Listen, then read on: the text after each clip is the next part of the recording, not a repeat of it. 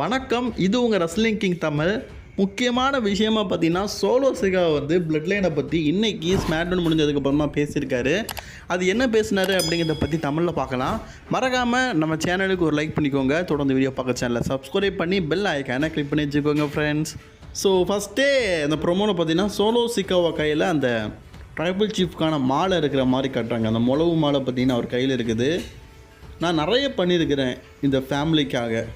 இப்போ என் கையில் இருக்கிற இந்த மாலை வந்து ரோமன் ரெயின்ஸ் கிட்டே இருந்தது. ஆனால் இப்போ ட்ரைபிள் சீஃப் யார்? நான் தான்.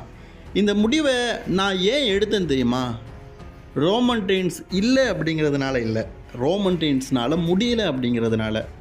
கொஞ்சம் பழைய கதை தான், இருந்தாலும் உங்கள் எல்லாருக்குமே நான் ஞாபகப்படுத்துகிறேன்.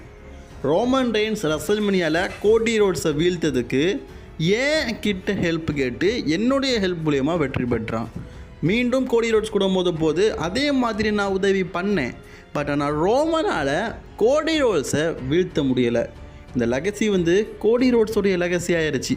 ரோமன் ரெயின்ஸோடைய லெகசி வந்து டோட்டலாக டிஸ்ட்ராய் ஆகிடுச்சு. இது என்னுடைய ஃபால்ட் இல்லை, இது எல்லாமே ரோமனுடைய ஃபால்ட்.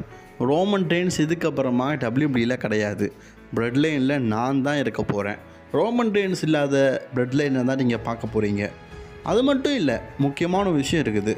கோடி ரோட்ஸ் இப்போதைக்கு சாம்பியனாக இருக்கிறான், அது எல்லாருக்குமே தெரிஞ்ச விஷயந்தான். ஆனால் அது ரொம்ப நாளைக்கு கிடையாது. கோடி ரோட்ஸ், நான் ஒரு வார்னிங் சொல்லட்டா?